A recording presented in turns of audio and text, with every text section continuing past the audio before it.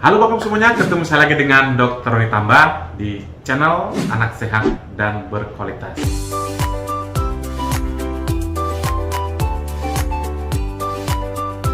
Apa kabarnya Bapak Ibu semuanya? Saya mendoakan agar kita semua sehat selalu. Kali ini saya akan mencoba membawakan satu materi. Kira-kira judulnya adalah Ciri Rumah Sakit Pro ASI. Ini saya ambil dari paparan banyak curhatan daripada ibu-ibu di media sosial tentang adanya labeling pada rumah sakit Pro ASI, katanya gitu. Nah, walaupun sebagai dokter, saya tidak terlalu setuju dengan labeling Pro ASI ini, karena sebenarnya semua rumah sakit sangat pro dengan keberhasilan ibu menyusui. Tapi mungkin dari yang saya baca, labeling ini karena lebih pada menitik beratkan perhatian yang lebih dari rumah sakit atau dari tenaga kesehatan terhadap keberhasilan ibu menyusui, khususnya bagi ibu-ibu yang mungkin saja mengalami yang namanya problem atau masalah di bidang menyusui. Banyak yang mengatakan rumah sakit ini dikit-dikit dikasih support yang ini. Nah, walaupun itu sebenarnya oknum, tapi sebenarnya rumah sakit itu sangat pro terhadap keberhasilan untuk ibu sukses menyusui. Sebelum membahasnya, saya mengucapkan terima kasih kepada yang sudah rajin menyimak materi-materi kami di channel Anak Sehat dan Berkualitas. Mudah-mudahan materi selalu update dan bermanfaat bagi Bapak Ibu semuanya. Dan bagi Anda yang mungkin saja pertama kali menyimak materi kami, jangan lupa klik subscribe-nya, like, dan boleh di-share kepada teman-teman yang lain. Mana tahu banyak temannya yang belum mendapatkan informasi atau menghadapi banyak masalah tentang laktasi, silahkan berbagi. Kita mulai pembahasannya. Jadi, keberhasilan ibu untuk menyusui tidak hanya ditentukan oleh niat seorang ibu, tapi juga butuh dukungan. Bentuk dukungan ini bisa dari suaminya, bisa dari keluarga, orang tua, ataupun dari teman-temannya. Dan tidak kalah penting juga adalah dukungan dari fasilitas kesehatan dan juga tenaga kesehatan. Dukungan dari Vaskes dan Nakes ini sangat terasa ketika ibu melahirkan, terutama pada hari pertama kedua. Misalnya bagaimana ketika ibu baru melahirkan, hari pertama, hari kedua belum keluar ASINya. Nah, kalau misalnya terjadi demikian, biasanya kan ibunya galau, keluarga galau. Jangan-jangan nanti beneran ASINya nggak keluar sehingga si bayinya malah dehidrasi, malah sakit. Mungkin dukungan atau peran dari Vaskes dan Nakes di sini sangat diperlukan untuk memberikan semacam support dan juga mengajari ibu agar ASINya segera keluar. Seperti yang saya bilang tadi, bahwa sebenarnya semua Vaskes dan Nakes itu sangat mendukung untuk keberhasilan ibu menyusui. Bahkan dalam salah satu aspek penilaian akreditasi rumah sakit adalah dukungan terhadap keberhasilan ibu menyusui. Ada yang dinamakan 10 langkah menuju kesuksesan atau keberhasilan menyusui atau 10 LKM. 10 langkah menuju LK keberhasilan menyusui. Dari 10 langkah itu semuanya harus dilakukan oleh rumah sakit, ya. Apabila tidak dilakukan berarti rumah sakitnya sebenarnya belum lulus akreditasi mestinya, ya, karena memang itu saklek bahwa 10 langkah menuju keberhasilan menyusui itu harus benar-benar diimplementasikan dalam membantu ibu-ibu melahirkan, dalam permasalahan tentang menyusui, bahkan mulai daripada aspek manajemen di rumah sakit dan juga sampai kepada seluruh komponen yang ada di rumah sakit, mestinya itu sudah diberikan materi tentang dukungan menyusui ini. Jadi percayalah, sebenarnya semua rumah sakit, Vaskes, Nakes sebenarnya pada umumnya sudah ingin atau berniat dan mengimplementasikan terhadap keberhasilan ibu menyusui. Mungkin saja ada satu oknum, dua oknum, itu mungkin adalah tidak signifikan, tapi sebenarnya yang paling utama adalah komunikasi yang baik. Bagaimana kita menjalin komunikasi dengan dokternya, dengan bidannya, dengan seluruh stakeholder yang ada di rumah sakit. Jadi jangan lupa, apabila Anda ibu-ibu menghadapi yang namanya masalah menyusui, silakan bertanya, silakan komunikasi. Biasanya akan diarahkan. Apabila memang rumah sakit sakitnya tidak bisa menangani, pasti akan dilakukan rujukan ke orang-orang atau tempat yang mumpuni. Tapi demikian, kita coba deh elaborasi. Mana tahu siapa nih ibu-ibu yang punya pengalaman tentang keberhasilan menyusui, mungkin ada pengalaman di rumah sakit tertentu. Coba kita ingat-ingat lagi, apakah di rumah sakit tempat kita melahirkan dulu ada ciri-ciri ini. Kita mulai yang pertama. Biasanya di vaskes tersebut ada kelas edukasi.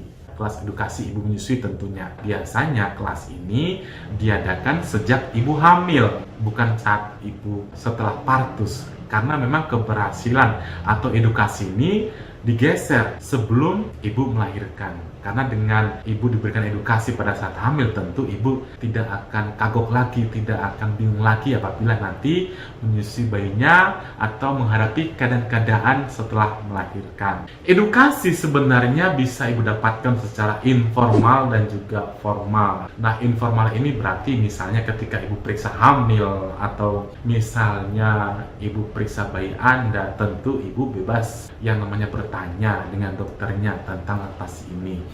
Itu merupakan contoh dari edukasi yang informal. Sedangkan yang formal biasanya ada kelasnya. Nah, mungkin seperti di rumah sakit tempat saya, dengan adanya pandemi ini tidak ada lagi yang namanya kelas offline. Nah, ini sangat mengganggu sebenarnya, karena dengan kelas offline ini lebih interaktif sebenarnya. Ada contoh, ada peraga dan sebagainya. Tapi mungkin digeser ke kelas online. Kelas-kelas edukasi ini biasanya diisi oleh seorang konselor atau dokter yang bersertifikasi sebagai konsultan laktasi. Pentingnya kelas edukasi ini bahwa edukasi itu tidak hanya diberikan kepada seorang ibu hamil, tapi seluruh keluarga, terutama misalnya suami dan juga keluarga yang ada di rumah. Tujuannya adalah menyamakan persepsi. Kalau misalnya persepsi sudah sama, tentunya ibu akan lebih gampang mendapatkan supporting system. Bagaimana ibu mendapatkan dukungan dari suami, bagaimana ibu mendapatkan dukungan dari mertua atau orang tua apabila khususnya nih, misalnya ibu lagi menghadapi masalah di bidang laktasi. Jadi jangan sampai ibu niat sendiri, ternyata tidak mendapatkan dukungan dari keluarga. Biasanya juga selama kelas edukasi ini bukan mendapatkan banyak hal, banyak materi, misalnya nih pentingnya ASI dan menyusui bagi bayi dan ibu, perubahan payudara ibu selama hamil dan juga selama menyusui, kerugian menggunakan susu formula, bagaimana pelaksanaan IM dan keuntungannya, dan juga bagaimana manajemen ASI perah. ASI perah itu kan tujuannya bukan hanya sebagai stok untuk persiapan ibu bekerja,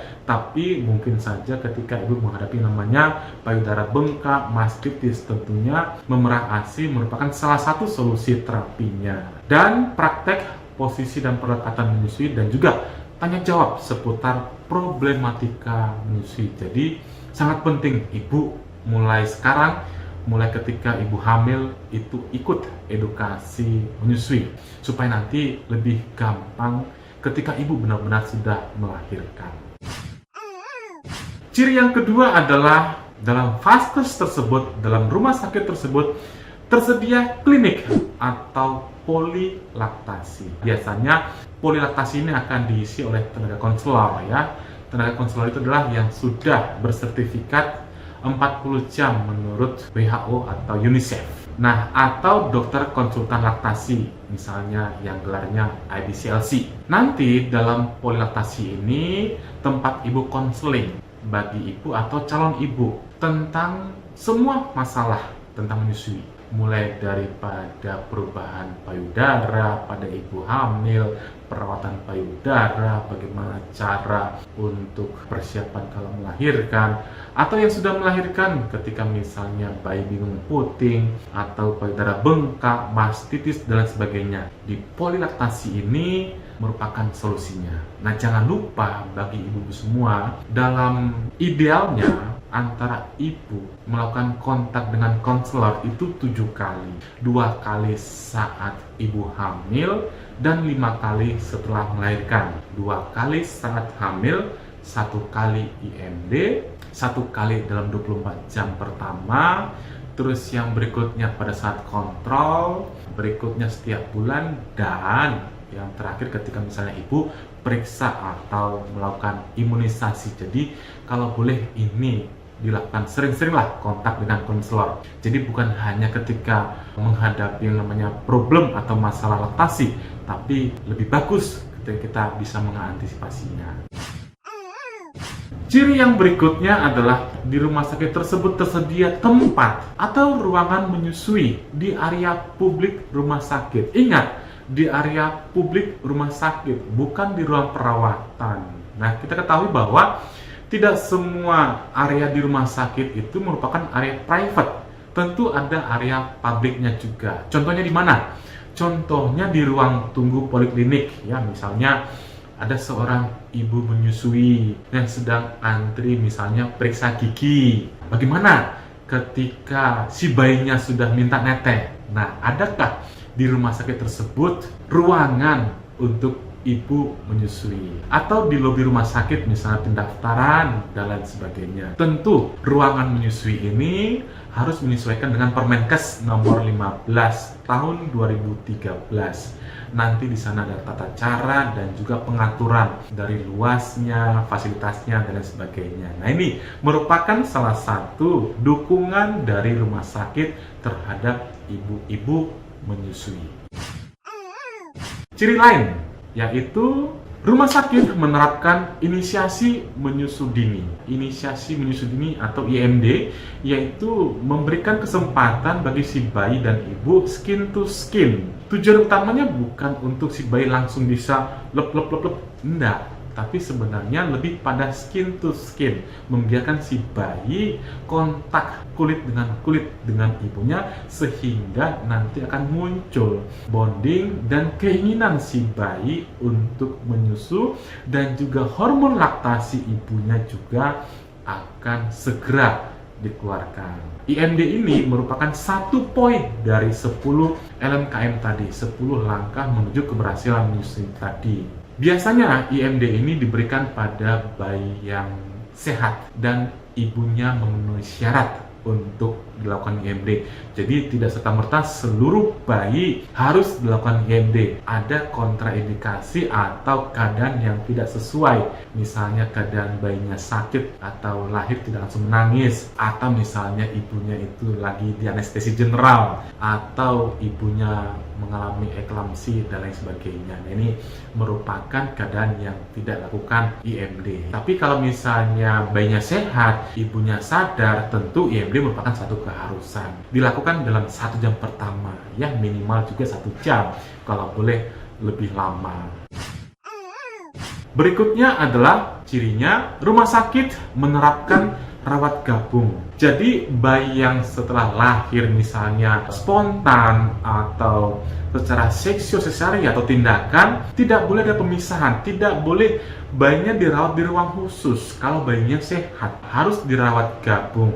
Rawat gabung artinya si ibu dan si bayi diletakkan dalam satu kamar, di mana si ibu itu bisa menjangkau bayinya. Ketika misalnya melakukan perawatan gabung ini, keuntungannya ada banyak. Si ibu bisa kapanpun menyusu bayinya, sehingga nanti bisa mencegah kecemasan antara ibu. Bagaimana ketika seorang ibu baru melahirkan pasti was-was, ingin ketemu dengan bayinya. Kalau tidak ketemu, dia biasanya curiga, jangan-jangan bayi saya sakit. Dengan rawat gabung ini memungkinkan ibu bisa menyusui bayinya kapanpun. Fungsi lain dari rawat gabung adalah memudahkan ibu untuk mengenal tanda si bayi ingin minum dan dapat menyusui bayi kapanpun, atau istilahnya on demand.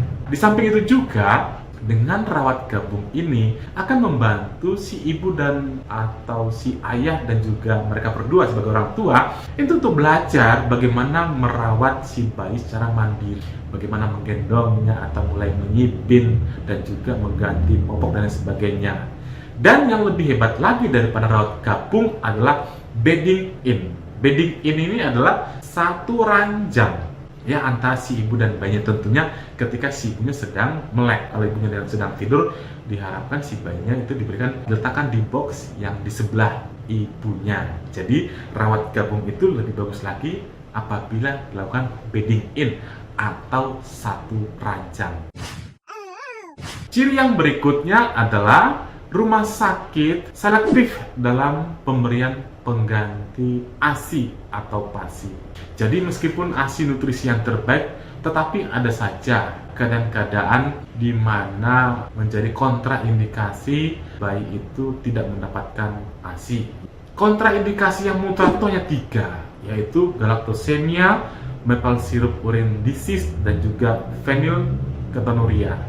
Selain itu merupakan kondisi kontraindikasi relatif, artinya tidak semua kondisi bayi itu merupakan kontraindikasi diberikan ASI, misalnya alergi makanan, misalnya bayinya sakit, misalnya ibunya sakit, bukan merupakan serta-merta kontraindikasi untuk pemberian ASI. Atau misalnya ibunya hepatitis B, hepatitis A, atau HIV. Semua ini merupakan kontraindikasi relatif. Kontraindikasi mutlaknya hanya 3 tadi. Jadi biasanya rumah sakit itu sangat selektif terhadap mana-mana saja bayi yang harus diberikan PASI atau pengganti ASI ini. Nah, itu Bapak Ibu semuanya saya sudah paparkan tentang ciri rumah sakit pro ASI. Mudah-mudahan Bapak Ibu tidak salah menangkap dari pemaparan ini. Intinya, semua rumah sakit merupakan rumah sakit yang peduli ibu untuk berhasil menyusui bayinya. Salam sehat, dadah.